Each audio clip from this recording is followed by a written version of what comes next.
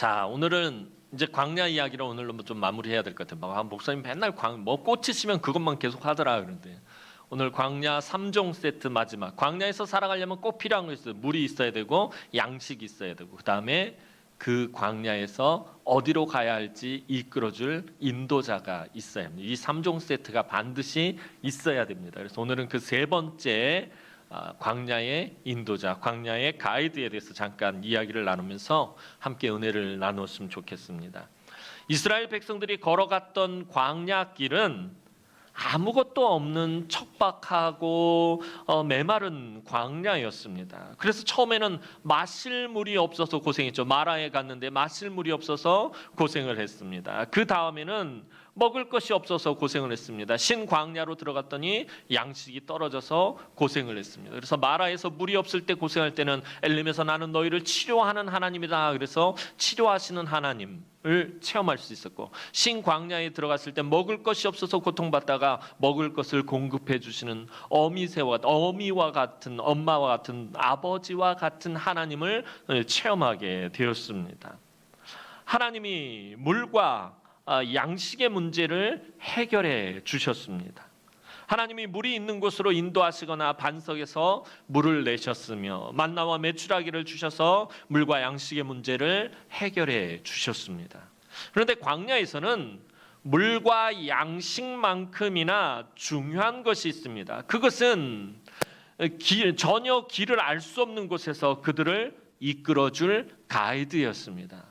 광야라는 곳이 그렇습니다. 한번 광야 속으로 들어가면 지금 내가 어느쯤에 있는지 알 수도 없고 내가 지금 어디로 가고 있는지조차도 알 수 없을 때가 많습니다. 그래서 광야나 사막으로 들어가면 길을 잃어버리기가 쉽습니다. 그래서 그 광야의 길을 잘 아는 가이드가, 인도자가 있어야 길을 헤매지 않게 됩니다.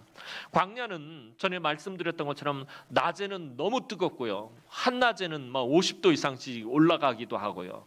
또 밤에는 기온이 거의 0도 가까이로 뚝 떨어집니다. 그러니까 기온 차이가 한 50도 가량 차이가 발생하니까 영하로 내려가진 않아도 매우 추운 것이 됩니다. 그래서 이 중동 지역을 보면은 그래요. 어떤 때 뉴스를 보면은 기온이 5도, 6도로 떨어졌는데 동사하는 사람들이 나왔다라고 이렇게 뉴스에서 나옵니다. 아니 영하로 떨어지지도 않았는데 왜 사람들이 얼어 죽었을까? 왜 저체온증으로 죽었을까? 하는데 그 중동이라는 지역 날씨가 그렇기 때문에 그래요. 한낮에, 한여름에는 정말 50도를 넘게 온도가 올라갔다가 밤이 되면은 거의 0도 가까이 뚝 떨어집니다. 50도 정도 일교 차이가 발생을 하면 사람의 몸에 굉장히 무리가 가게 됩니다.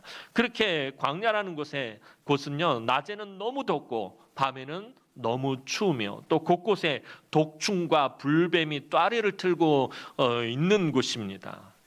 갑자기 모래 폭풍이라도 또 불어닥치면 갑자기 지형이 바뀌어서 지금 자기가 어디 있는지 분간도 할 수 없는 곳이 광야였습니다. 지난번에 작년에 우리 성도님들께서 또 배려해 주셔서 제가 안식년에 성지를 한번 또 갔다 왔습니다.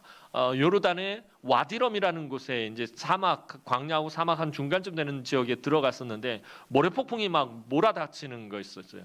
심하게 부는 것도 아니었는데 거기 이제 가이드 얘기하면 아주 심하게 불 때는 한 치 앞도 보이지 않는다고 그래요. 그런데 그 모래폭풍이 그치고 나면 지형이 싹 바뀐다고 그래요. 이쪽에 있었던 모래산이 저쪽으로 가 있고 그래서 자기가 지금 어디 있는지 알 수가 없게 되어버린다라고 말합니다. 따라서 광야길을 정확하게 아는 가이드가 없으면 광야에서 헤매다가 죽을 수밖에 없습니다. 그래서 하루 24시간 함께 동행하는 가이드가 없으면 절대로 살아남을 수 없는 곳이 바로 광야입니다. 물이 있고 양식이 있어도 어디로 가야 할지 모른다면 헤매이다가 죽을 수밖에 없는 곳이 광야라는 것입니다. 자, 유능한 가이드. 아마 여행을 많이 다녀보신 분들은 가이드가 얼마나 중요한지 아실 것이에요. 이 가이드가 어디로 이끄느냐에 따라서 그 여행이 즐겁기도 하고 힘들기도 합니다. 유능한 가이드는 이동 방향과 이동 시간을 잘 잡아줍니다. 이동 방향과 동선을 잘 짜야 힘이 덜 들고요. 이동할 때를 잘 잡아줘야 시간을 낭비하지 않습니다. 그래서 언제 멈추고 언제 가야 할지 결정하는 것이 너무나도 중요합니다. 그리고 곳곳에 있는 이 광야에는 웅덩이와 또 전갈과 같은 독충과 불뱀이 우글거리는 곳을 잘 피해 가야 합니다. 물과 양식뿐만 아니라 이런 여러 가지 문제들 속에서 살아남기 위해서 하나님께서 이스라엘 백성들에게 주신 가이드가 있었습니다. 그것은 애굽을 떠나던 순간부터 약속의 땅에 들어갈 때까지 광야의 여정에 늘 함께 있었는데 바로 여러분들이 너무나 잘 아는 구름기둥과 불기둥이었습니다. 자, 구름기둥은 광야의 뜨거운 햇빛으로부터 그늘을 만들어 백성들을 보호하는 역할을 했다라고 전에도 말씀을 드렸어요. 이 광야, 이 지역은 매우 건조한 지역입니다. 습기가 거의 없다시피 해서 아무리 더운 날, 그런데 아무리 덥다 할지라도 그늘에 들어가기만 하면 시원합니다. 습기가 없기 때문에. 그래서 그늘을 이렇게 만들어주면은 그곳에 들어가면 마치 선풍기를 튼 것 같이, 에어컨을 튼 것 같이 아주 시원하다고 합니다. 그런데 하나님께서 하늘에 구름을 만들어서 백성들에게 그늘을 제공해 주신 것입니다. 또 불기둥은 기온이 뚝 떨어진, 아까 말씀드렸죠. 기온이 막 50도까지 올라갔다 갑자기 0도로 되면 일교차가 막 50도 이상 차이가 나버립니다. 이렇게 기온이 뚝 떨어진 추운 밤에 백성들을 따뜻하게 해주는 그런 도움이 되었습니다. 예전에도 말씀드렸던 것처럼 구름기둥과 불기둥은 따로 존재하는 것이 아닙니다. 저는 주일학교 때 그렇게 알고 있었어요. 이렇게 낮에는 구름기둥으로 있다가 밤에 되면 펑 하고 불기둥으로 변하고, 다시 해가 뜨면 아침이 되면은 이게 다시 펑 하고 구름기둥으로 바뀌고, 그렇게 바뀌면서 이스라엘 백성들을 인도하는 줄 알았는데 말씀을 다시 읽고 잘 연구해 보니까 아닙니다. 이 불기둥과 구름기둥은 따로 존재하는 것이 아니라 같은 것입니다. 오늘 본문에도 낮에는 구름이 있었고 밤에는 불 모양으로 있었다라고 그렇게 기록하고 있습니다. 이게 무슨 말이냐면 불과 구름이 따로 존재한 것이 아니라 한 곳에 함께 존재했다라는 것입니다. 그런 힌트를 주는 말씀이 동일하게 구름기둥과 불기둥에 대해서 이야기하고 있는 출애굽기 40장을 보면 알 수 있습니다. 출애굽기 40장 38절 말씀 보도록 하겠습니다. 시작. 낮에는 여호와의 구름이 성막 위에 있고 밤에는 불이 그 구름 가운데에 있음을 이스라엘의 온 족속이 그 모든 행진하는 길에서 그들의 눈으로 보았더라. 자, 불이 어디 있다고 말씀하고 있죠? 구름 가운데 있었다. 구름 속에 있었다는 거예요. 그러니까 불기둥이 이렇게 있으면은 구름이 이 불기둥을 감싸고 있었던 것입니다. 이 구름 속에 불기둥이 있어서 낮에는 햇빛이 강렬하기 때문에 이 불빛이 보이지 않아서 구름 기둥으로 보이고요. 밤에는 햇빛이 없기 때문에 그 구름 속에 있는 불이 밝은 빛을 비춰서 불기둥으로 보였던 것입니다. 그러니까 불기둥과 구름 기둥이 따로 존재하는 것이 아니라 같은 곳에 같이 있었다라는 것입니다. 구름 기둥이 낮에는 그 뜨거운 광야의 햇빛을 막아주었고 밤에는 불기둥에서 환한 빛을 비추어서 이 밤에 활동하는 독충과 불뱀을 막아주는 역할도 했다고 합니다. 그러니까 이 독충, 광야에 사는 전갈과 같은 독충이나 불뱀들은 낮에는 덥기 때문에 활동을 하지 않습니다. 머릿속에 숨어 있다가 밤이 되면 기어 나오는데 막 우글우글 기어 나온다고 그래요. 그런데 이 환한 빛이 비추면은 이 독충들과 불뱀들이 활동을 전혀 할 수가 없다고 합니다. 또 아까 말씀드렸던 것처럼 주변 온도를 따뜻하게 해서 백성들이 편안하게 밤을 보낼 수 있도록 돕는 역할을 이 구름과 불기둥이 했다는 거예요. 이런 불과 구름 기둥은 이스라엘 백성들이 광야를 걸어가는 동안 언제나 함께 있었다라는 거예요. 필요할 때만 나타난 것이 아니라 애굽에서 나오는 순간부터 가나안 땅에 들어갈 때까지 한 번도 그 이스라엘 자손들로부터 떠난 적이 없고 나타나지 않은 적이 없고 늘 함께 있었다라는 거예요. 이 구름과 불기둥은 전에도 말씀드린 것처럼 하나님의 임재하심을 상징하는 것이에요. 하나님이 그 백성들 가운데 함께 계신다라는 것을 나타내는 것입니다. 즉 지금 하나님이 이스라엘 곁에 아주 가까이 계신다라는 것을 의미하는 것이 바로 이 구름과 불기둥인 것입니다. 오늘 본문 16절 말씀 보도록 하겠습니다. 오늘 본문 16절 말씀입니다. 시작. 항상 것을 덮었고 밤이면 불 모양이었는데. 자, 16절 보면 항상 그러하여라고 말하고 있어요. 이 항상 그러하다라는 말은 하나님이 항상 함께 하셨다라는 것을 말하는 것입니다. 하나님은 결코 하나님의 백성들을 떠나지 않으십니다. 오늘날도 마찬가지입니다. 하나님은 우리를 떠나지 않으십니다. 하나님은 내가 성공할 때나 실패할 때나, 내가 건강할 때나 병약할 때나, 내가 부요할 때나 가난할 때나 우리를 떠난 적이 없습니다. 근데 우리는 내가 건강하고 성공하고 부유하면 하나님이 나와 함께 하지만 내가 실패하고 병들고 가난하면 하나님이 나와 함께 하지 않는다라고 생각을 해요. 이상하게. 하나님은 한 번도 나를 떠나신 적이 없어요. 내가 실패하던 성공하던, 내가 가난하던 부유하던, 내가 건강하던 병약하던 그것과 상관없이, 또 때로는 내가 하나님 앞에 범죄할 때도 있어요. 그래도 하나님은 나를 떠나지 않으신다라는 것입니다. 늘 함께 하십니다. 어제나 오늘이나 내일이나 변함없이 우리와 함께 하시는 분입니다. 하나님이 변함이 없으신 분이기 때문에 우리가 신뢰할 만한 분이시고, 우리가 의지할 만한 분이시고, 우리가 믿을 수 있는 분이다라는 거예요. 하나님이 어제가 다르고 오늘이 다르고 내일이 다르다면 어떻게 우리가 하나님을 신뢰할 수 있겠습니까?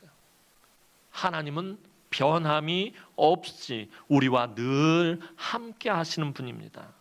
사람들은 다릅니다. 사람들은요, 부족하고 연약하기 때문에 자꾸 변하는 거예요. 우리 인간들은 연약하기 때문에 자꾸 변하게 돼 있어요. 하지만 하나님은 부족하거나 연약한 분이 아니기 때문에 변하지 않으시는 것입니다. 그래서 하나님만이 우리의 소망이 되시는 것입니다. 자, 이렇게 늘 함께 하시는 하나님을 이스라엘 백성들은 구름과 불기둥을 통해서 날마다 생생하게 경험하고 있었어요. 하나님이 지금 우리 곁에 가까이 계시는구나, 이것을 늘 이 구름기둥과 불기둥을 통해서 생생하게 경험했습니다. 그리고 이 구름과 불기둥을 통해서 하나님이 우리를 지금 인도하고 계시는구나, 그 인도하심을 체험했습니다. 17절 말씀 보도록 하겠습니다. 오늘 본문 17절입니다. 시작. 구름이 성막에서 떠오르는 때에는 이스라엘 자손이 곧 행진하였고 구름이 머무는 곳에 이스라엘 자손이 진을 쳤으니. 자, 이스라엘 자손들이 이제 광야에서 그들의 여정의 가장 중요한 행동 방침에 대해서 이야기하고 있습니다. 이스라엘이 이동하거나 멈추는 것은 오직 무엇을 따랐다고요? 구름을 따랐다라고 그렇게 말하고 있습니다. 구름이 성막 위에 떠오르면 속히 장막을 거두고 길을 가야 했고요. 구름이 성막 위에 머무르면 그곳에 장막을 쳐야 했습니다. 그런데 이처럼 구름이 움직이는 것은 하나님의 말씀이 임하는 것을 나타내는 것입니다. 구름이 성막 위에 떠올랐다는 것은 하나님이 지금 행진해라, 너희가 장막을 거두고 이제 앞으로 걸어가라 라고 말씀하시는 것이고, 구름이 성막 위에 머물렀다는 것은 자, 이제 너희가 멈춰서서 이곳에 장막을 치라는 말씀인 것입니다. 그리고 오늘 본문을 잘 살펴보면 이스라엘 백성들이 여호와의 명령을 따라 진을 치고 행진했다라는 표현을 무려 8번에 걸쳐서 사용하고 있습니다. 구름이 성막 위에 있으면은, 성막 위로 떠오르면 길을 가야 하고, 구름이 성막에 머무르면 그곳에 진을 쳐야 했다 말하고 나서 뒤에 그것을 뭐라고 다시 설명을 하냐면 이것을 여호와의 명령을 따라 행한 것으로 그렇게 설명을 하고 있다라는 것입니다. 8번에 걸쳐서 그렇게 말하고 있습니다. 즉 이스라엘 백성들은 하나님이 말씀하시면 이동하고 하나님이 말씀하시면 멈췄다라는 것을 의미하는 것입니다. 그런데 어떤 때는요, 하나님의 인도하심이 갑자기 급하게 이루어질 때도 있었습니다. 이게 규칙적인 게 아니에요. 불규칙적으로 이루어지는데 하나님의 인도하심이 어떤 때는 급하게 이루어지기도 하고 어떤 때는 천천히 이루어지기도 했다라는 거예요. 그런데 급하게 이루어질 때 20절에서 21절 말씀 한번 보도록 하겠습니다. 20절에서 21절 말씀입니다. 시작. 혹시 구름이 성막 위에 머무는 날이 적을 때에도 그들이 다만 여호와의 명령을 따라 진영에 머물고 여호와의 명령을 따라 행진하였으며 혹시 구름이 저녁부터 아침까지 있다가 아침에 그 구름이 떠오를 때에는 그들이 행진하였고 구름이 밤낮 있다가 떠오르면 곧 행진하였으며. 자, 구름이 성막 위에 머무를 때는 진을 치고 거기에서 잠시 있어야 됩니다. 그곳에서 살아야 합니다. 자, 그런데 본 말씀을 보면 성막 위에 머무는 날이 적을 때는 이라고 써요. 그러니까 잠깐 있었다라는 거예요. 성막 위에 있을 때만 머물러야 되는데 그곳에 진을 쳐야 되는데 성막 위에 머무는 날이 적었다라는 말은 거기서 금방 잠깐 있었다라는 걸 말해요. 저녁부터 아침까지 있다가 자, 구름이 막 이동하다가 저녁 때 딱 멈췄어요, 성막 위에. 그래서 그곳에다 진을 쳤는데 아침이 되니까 다시 구름이 떠올라서 가버리는 거예요. 하룻밤 사이에 그냥 이동을 하게 됐다라는 거예요. 구름이 성막 위에 머물러서 백성들이 공들여서 막 장막을 쳤어요. 아, 이제 여기서 좀 며칠 쉬려나 보다, 며칠 여기에 머무나 보다 하고서는 막 열심히 막 장막을 쳐고 힘든 광야의 여정으로 이제 지친 몸과 마음을 가지고선 장막에 들어가 딱 쉬었는데 아침에 눈을 딱 뜨니까 갑자기 구름 기둥이 떠오르는 거예요. 뭘 의미하는 거예요? 떠나야 된다는 거예요. 어젯밤에 힘들게 장막을 쳤는데 장막을 다시 부랴부랴 거두어야 됐다라는 거예요. 아직 여독이 풀리지도 않았는데 움직여야 됐다라는 것입니다. 구름이 하루도 안 돼서 성막 위로 떠오르면 그럼 부랴부랴 다시 장막을 걷고 짐을 싸서 길을 떠나야 했다라는 것을 20절 21절이 말해주고 있는 것입니다. 이스라엘 백성들의 광야에서의 행동 방침은요, 딱 한 가지였습니다. 그것은 여호와의 명령을 따라입니다. 앞에서 말씀드린 다시 말하면 구름과 불기둥의 인도를 따라입니다. 백성들의 생각과 판단과 경험, 의견, 그것이 중요한 것 아니에요.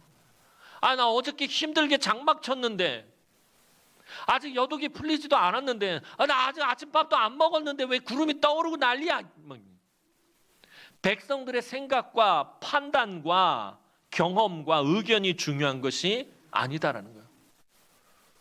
하나님 여호와의 명령을 따라 여호와의 말씀을 따라 구름이 떠오르면은 아무리 힘들어도 장막을 다시 걷어야 했고요.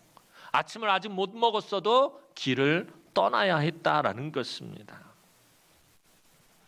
하나님의 명령이 가장 중요하다는 거예요. 하나님의 백성들에게는 하나님의 말씀이 가장 중요하다라는 거예요. 그래서 그것을 무려 8번이나 지금 반복하고 있는 것입니다. 이게 뭘 말씀드리려고 하냐면은 광야에서는 이것이 너무나도 중요하기 때문에 하나님께서 지금 백성들에게 신신당부하고 계시다라는 거예요. 하나님 뭐 아무 생각 없이 그냥 막 백성들 아직 뭐 역독도 안 풀리고 이제 막 뭐 장막을 쳤는데 그걸 또 거두라고 하시고 하나님이 너무 속된 말로 막 무대뽀 아니에요. 막 이런 의미가 아니라 광야에서 살아남으려면 하나님의 말씀이 너무나도 중요하니까 하나님의 말씀에 순종하라는 것을 지금 신신당부하고 계신다라는 것입니다. 하나님은 모세와 이스라엘 백성들에게 지도를 주시지 않았습니다. 광야를 걸어갈 때 차라리 지도를 주신다든지 요즘으로 치자면 내비게이션을 주면 좋을 텐데 지도를 주시지 않았습니다. 하룻밤 사이에 아까 말씀드렸던 것처럼 모래 폭풍이라도 불고 나면 주변 지형이 싹 다 바뀌기 때문에 지도가 있어봐야 아무 소용도 없습니다. 다시 말해서 내일 무슨 일이 있을지 전혀 예측할 수 없다라는 것입니다. 오늘 저와 여러분들도 마찬가지잖아요. 내일뿐만 아니라 오늘 오후에 나에게 무슨 일이 있을지, 지금 1시간 뒤에 나에게 무슨 일이 있을지 아무도 예측할 수가 없다라는 것입니다. 그래서 언제나 변함이 없으신 하나님을 믿고 따라가기만 하면 된다라는 것을 오늘 본문에서 강조하고 있는 것입니다. 오늘 우리네 인생이 내일을 예측할 수 없고 무슨 일이 지금 나에게 발생할지 알 수 없는 이 상황 가운데서 우린 그저 하나님 말씀만 따라가면 된다라는 것입니다. 그런데 이처럼 갑자기 장막을 거두어야 할 때도 있지만 아까 말씀드렸던 것처럼 하룻밤 사이에 하룻밤 자고 일어났더니 구름이 떠올라서 이동을 해야 돼. 막 급하게 이동을 해야 할 때도 있었지만 어떤 때는 지루할 정도로 그 자리에 오래 머물러야 할 때도 있었다라는 것입니다. 18절에서 19절 말씀 보도록 하겠습니다. 18절에서 19절 말씀입니다. 시작.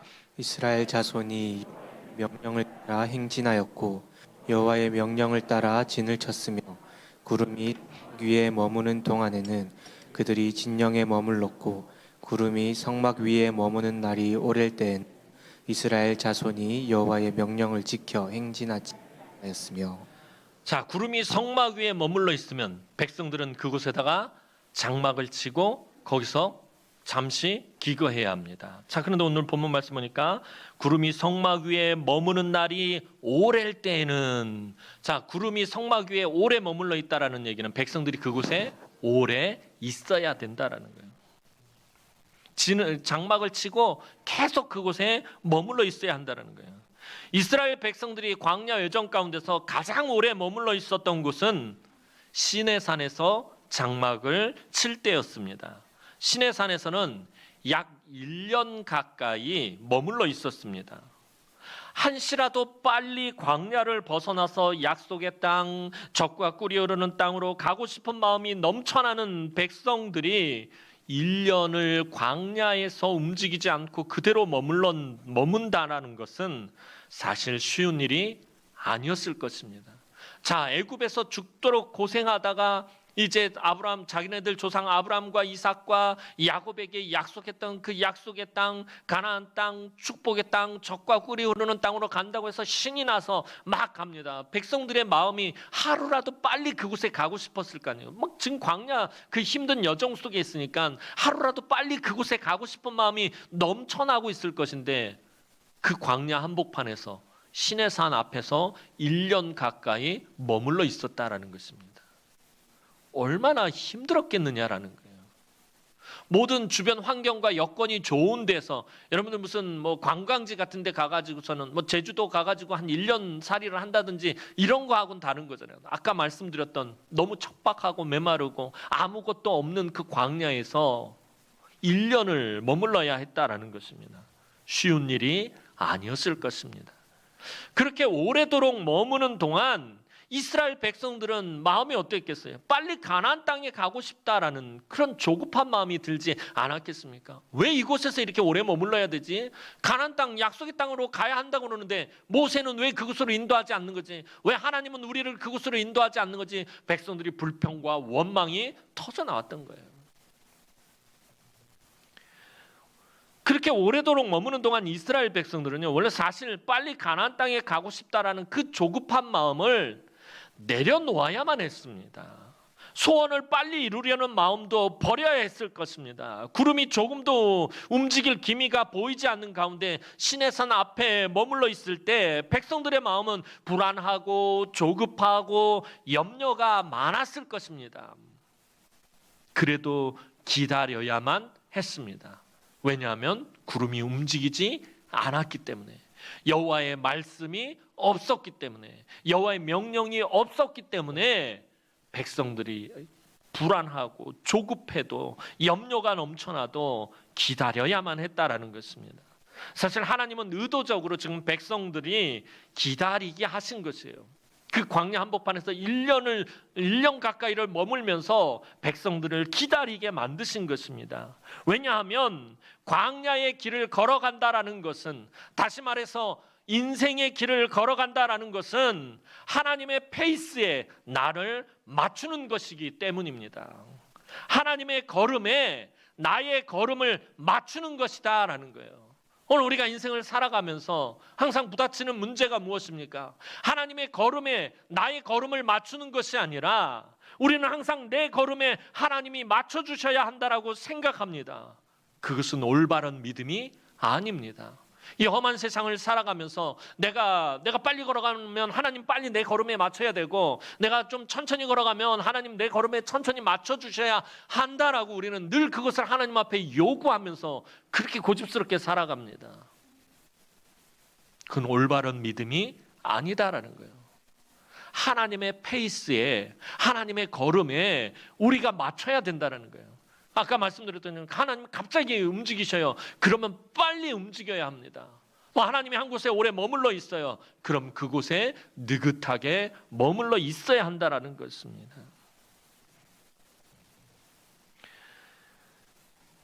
구름과 불기둥에 맞추어서 움직이는, 멈춰 있는 것은 시간과 인생을 낭비하는 것이 아닙니다.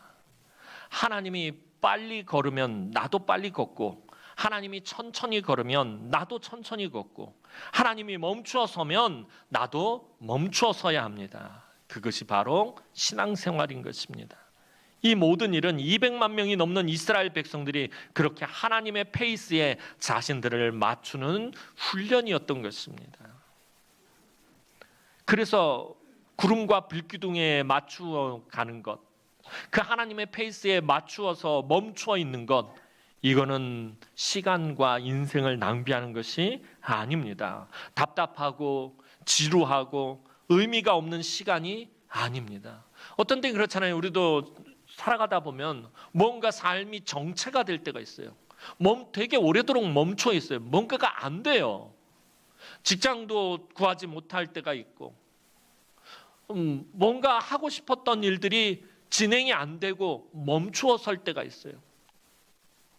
여러분들 대표적인 거로 안 믿는 남편이 좀 이젠 예수 믿고 교회 나와서 나와 함께 예배드렸으면 좋겠는데 10년, 20년이 지나도록 계속 그 자리에, 그 상태에 머물러 있어요. 얼마나 답답합니까?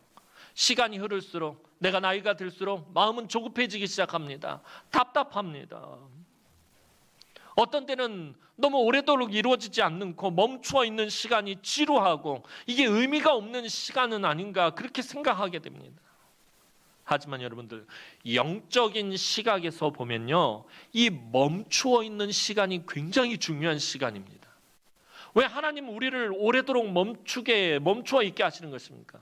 이스라엘 자손들, 하나님 이스라엘 자손들을 향하신 목적은 저 가나안 땅에 들어가서 그곳에서 안식을 누리게 하는 건데 왜 그곳에 보내지 않고 시내산 앞에서 1년이나 멈추어 계신 것입니까? 하나님이 멈추게 하시는 그 시간, 영적인 시각에서 보면요, 너무나도 중요한 것입니다. 이 멈춰 있는 시간은 하나님이 우리를 잠시 하나님의 품에 품으시는 시간이다라는 거예요.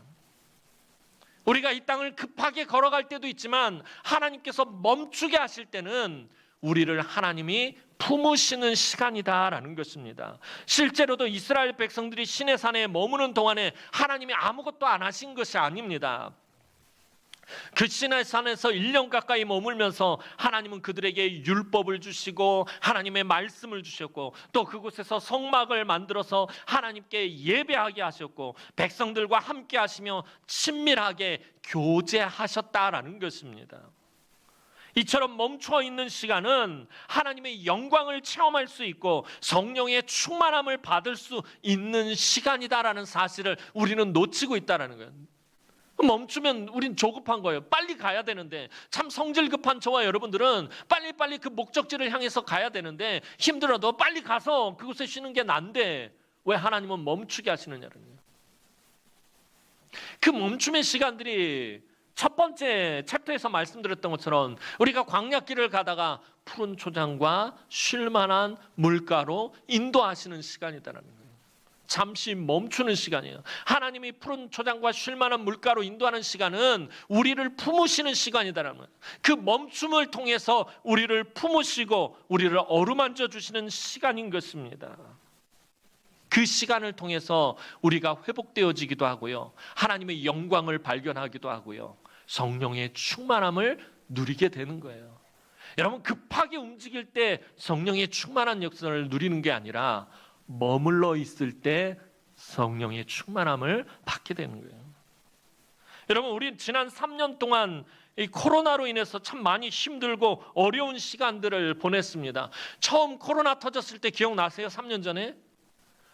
이 도대체 뭔지도 알 수 없는 이상한 전염병과 같은 이 코로나가 터짐으로 인해서 다 갑자기 마스크를 써야 했고 사회적 거리를 두기를 해야 됐는데 막 대구가 유령의 도시가 됐잖아요. 막 동성로 사람 그렇게 많던 곳이 갑자기 개미 새끼 한 마리 보이지 않고 딱 이 동네만 해도 그랬어요. 길거리 사람들이 없었어요.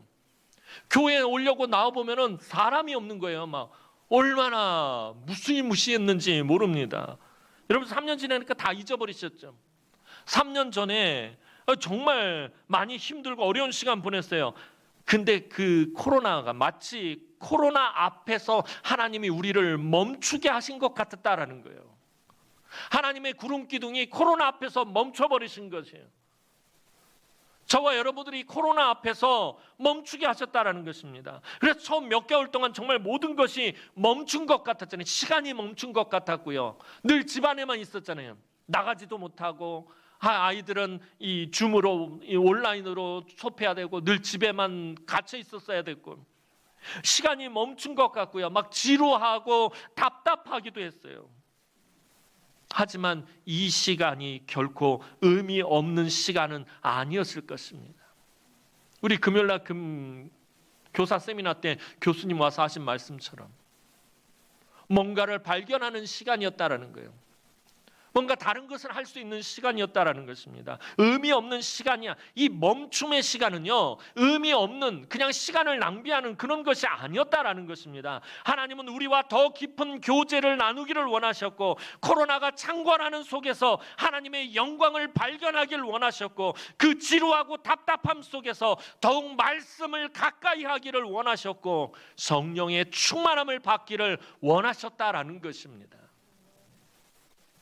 이처럼 하나님이 여러분을 멈추게 하시거나 천천히 아주 느리게 가게 하실 때는 조급해하지 마시고 여러분을 품으시는 하나님을 더욱 풍성하게 누리시기 바랍니다. 하나님이 때때로 여러분들을 멈추게 하시거나 느리게 가게 하실 때, 아주 천천히 가게 하실 때는 여러분을 품으시는 그 하나님을 만날 수 있어야 한다는 것입니다.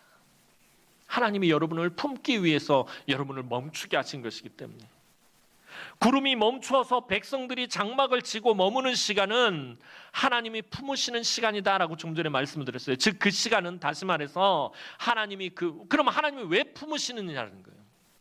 왜 시간을 멈추게 하시고 왜 그 모든 것들을 그치게 하시고 천천히 가게 하시면서 품으시느냐라는 거예요. 하나님이 그 품에서 치유하시고 회복하시는 시간이다라는 거예요. 멈추는 시간은 아무것도 안 하는 시간이 아니라 하나님이 우리를 품으시고 우리를 치유하시고 우리를 회복하시는 시간이다라는 것입니다. 모세는 출애굽기 19장 4절에서 아주 독특한 표현을 사용하고 있습니다.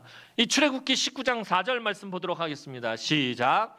내가 애굽 사람에게 어떻게 행하였음과 내가 어떻게 독수리 날개로 너희를 입어 인도하였음을 너희가 보았느라. 자, 하나님이 이스라엘 백성들을 어떻게 인도하셨는지에 대해서 표현하는데 독수리 날개로 너희를 업어서 인도했다라고 표현하고 있고요. 이런 표현을 신명기 32장에서 또 사용하고 있어요. 마치 어미새가 그 새끼를 업음과 같이 너희를 인도했다라고 그렇게 표현하고 있습니다. 광야의 여정에서 독수리가 그 어미가 새끼를 어음과 같이 그렇게 인도했다라는 표현이요. 독수리가 자기 새끼를 막 훈련하다가 새끼가 지쳐서 움직이지 못하면 새끼를 날개를 너풀거리면서 그 날개로 받아가지고 업어서 잠시 쉬게 합니다. 그러니까 백성들이 광야길을 걷다가 구름이 멈춤으로 그곳에 머무는 것은 하나님이 지친 당신의 백성을 잠시 업어서 쉬게 하시는 것과 같다라는 말입니다. 백성들이 행진하다 멈춰섰을 때를 이 모세는 뭐라고 표현했냐면 어미새가 그 새끼를 업음과 같이 이렇게 표현한 거예요. 하나님이 백성들 그 광야의 고된 여정 속에서 지친 그 백성들을 업어서 쉬게 하셨다라는 것입니다. 여러분 아이가 걷기 시작하면요 보행기도 이제 막 안 타고 자기 마음대로 막 걸으려고 그래요. 막 비틀비틀 거리면서 막 걸어가요. 그러다가 넘어지면 어떻게 하고 웁니다. 그럼 엄마 어떡하죠? 막 달려가서 그 아이를 품에 품거나 아니면 포대기로 업습니다. 막 울다가도 엄마가 품에 품고 포대기로 업으면은 엄마 품에서 아이는 막 울다가 울음을 그치고 다시 힘을 얻어서 또 막 걸어가려고 해요. 바깥에서 놀던 아이가 친구랑 싸우고서는 막 울면서 들어와요. 마음이 상해가지고 엉엉 울면서 들어올 때 엄마가 그 품에 안아주면, 엄마 품속에서 막 울다가 시간이 좀 지나면 아이가 눈물을 그치고 다시 회복되어집니다. 엄마의 품은 그런 거예요. 엄마의 품은요, 회복시키는 품이에요. 아무리 슬픈 일이 있어도, 마음 상하는 일이 있어도 엄마 품에 안겨서 잠시 울고 나면 다시 아이가 회복되어집니다. 지친 아이가 울면서 엄마 품에 한참을 안겨 있으며 다시 살아나듯이 이 험한 세상에서 지치고 고단한 우리가 모든 것을 멈추고 하나님 품에 안겨 있으면 다시 회복되어진다라는 것입니다. 이 멈춤의 시간을 통해서 하나님은 우리를 품으시고 회복시키는 거예요. 하나님의 구름이 우리 앞에서 멈추어 있을 때 하나님은 어미의 마음으로 우리를 품어주십니다. 어루만져 주시고요, 위로해 주시고요, 격려해 주시고요, 회복시켜 주시고요, 새 힘을 주신다라는 것입니다. 이 멈춤의 시간을 통해서, 느리게 가는 시간을 통해서 하나님은 우리에게 그런 은혜를 베푸신다는 거예요. 왜 하나님 나를 빨리 가야 되는데 왜 멈추게 하셨을까? 왜 하나님 조급해하지 마시고요. 그 멈추게 하신 하나님 품에서 여러분들 그 은혜를 누리셔야 된다라는 것입니다. 여러분, 그런 의미에서 보면요, 구름이 멈추는 것은 백성들을 하나님의 품으로 오라고 부르시는 것이나 마찬가지예요. 그 멈춤의 시간이 하나님이 백성들을 품는 시간이었다고 말씀드렸잖아요. 구름이 가다가 딱 멈춰요. 백성들이 지쳐 있는데 구름이 딱 멈춰요. 그건 뭘 말하는 거예요? 백성들에게 다 내 품으로 와라, 오라라고 말씀하시는 것이나 마찬가지다라는 것입니다. 또 구름이 올라가서 백성들이 행진하는 것은 하나님이 가라고 말씀하시는 것과 마찬가지입니다. 오늘 본문을 보면 구름이 얼마간 머무르면 또 구름이 다시 움직입니다. 백성들이 행진하고 멈추는 것이 계속해서 반복됩니다. 연속입니다. 이것은 우리가 광야와 같은 이 땅을 살아가는 동안 우리 주님이 계속해서 우리를 오라고 부르시고 또 가라고 말씀하시는 것의 연속과 같다라는 것입니다. 주님은 우리가 지치고 고단할 때마다 이 험한 세상에서 살아가면서 여러분들이 곤핍하고 곤고하고 지치고 낙심할 때마다 하나님, 우리 주님은 우리에게 말씀하십니다. 마태복음 11장 28절 말씀 보겠습니다. 마태복음 11장 28절 말씀입니다. 시작. 수고하고 무거운 짐진 자들아 다 내가 너희를 쉬게 하리라. 하나님의 구름이 멈추어 서는 그 시간은 수고하고 무거운 짐진 자들아 다 내게로 오라라고 부르시는 시간인 것입니다. 주님은 이 세상에서 고단하고 지친 우리를 오라고 부르셔서 쉼을 얻게 하십니다. 주님에게 쉼을 얻고 새 힘을 얻고 나면 주님은 이번에는 우리를 가라고 말씀하십니다. 마태복음 28장 19절에서 20절 말씀 보도록 하겠습니다. 시작. 그러므로 너희는 가서 모든 아버지와 아들과 성령의 이름으로 세례를 베풀고 내가 너희에게 분부한 모든 것을 가르쳐 지키게 하라. 볼지어다 내가 세상 끝날까지 너희와 항상 함께 있으리라 하시니라. 쉼과 새 힘을 얻고 회복되었으면 다시 사명을 향해 가라는 것입니다. 세상을 향해 가라는 것입니다. 하나님이 인도하시는 대로 가라는 것입니다. 이렇게 오라와 가라가 반복하는 것이 바로 우리가 하나님 나라 가기까지의 신앙 여정입니다. 이렇게 오는 것과 가는 것의 시간을 결정하시는 분은 하나님입니다. 즉 구름이 일어나고 구름이 멈추는 시간을 정하시는 분은 하나님입니다. 우리 인생의 타이밍을 정하시는 분 하나님입니다. 거기에 순종하며 발걸음을 맞출 때에 하나님은 우리를 위로하시고 쉼을 주시고 새 힘을 주시고 회복시키십니다. 그렇게 하나님이 우리를 품으시며 인도하실 때 우리도 모르게 약속의 땅에 조금씩 가까워지게 되는 것입니다. 사랑하는 성도 여러분, 이스라엘 백성들은 하나님이 그들의 조상 아브라함에게 약속하신 언약의 땅을 향해 가고 있다는 것을 알지만 정확히 어떤 경로를 통해 어떻게 가는지에 대해서는 알지 못합니다. 그들에게는 가야 할 길의 지도도 없습니다. 이스라엘이 소유한 유일한 지도는, 유일한 내비게이션은 바로 하나님입니다. 광야길의 유일한 생명의 가이드는 하나님입니다. 하나님이 구름과 불로 인도하시는 대로 따라가기만 하면 된다라는 거예요. 하나님의 말씀만 붙들고 그 말씀만 쫓아가면 된다라는 것입니다. 하나님은 조급해하고 답답해하고 지루해하고 힘들고 고통스러워하는 백성들에게 말씀을 따라오라고 그렇게 명령하십니다. 이 말씀을 따라가면 절대로 길을 잃지 않으며 하나님이 목적하신 곳을 한치의 오차도 없이 갈 수 있기 때문입니다. 저와 여러분은 그저 주님 말씀하시면 나아가고, 주님 말씀하시면 멈추어 서고, 주님 말씀하시면 천천히 가기만 하면 되는 것입니다. 그 가운데서 하나님은 때때로 여러분을 품으시고 치유하시고 다시 살리시기도 하시고 다시 힘차게 나아가게도 하실 것입니다.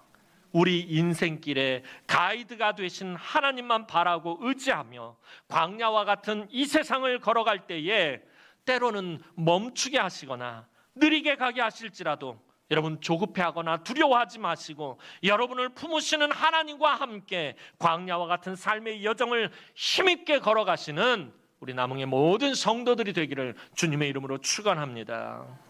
기도드리겠습니다. 사랑과 은혜가 많으신 아버지 하나님, 은혜와 사랑을 진심으로 감사를 드립니다. 이 광야와 같은 하나님 이 세상을 살아갈 때에 하나님 가라 하시면 가고 하나님 멈추라 하시면 멈추며 하나님의 인도하심을 따라가는 우리 남흥의 성도들이 되게 하여 주옵소서. 때때로 하나님이 우리를 멈추게 하실 때 우리를 품으시는 그 하나님의 품에 안겨서 하나님 주시는 위로와 또 쉼과 새 힘을 얻어서 다시금 이 험한 세상 이 광야의 길을 힘있게 능력 있게 걸어가는 우리 남흥의 모든 성도들이 되게 하여 주옵소서. 감사드리옵고 예수님의 이름으로 기도하옵나이다. 아멘.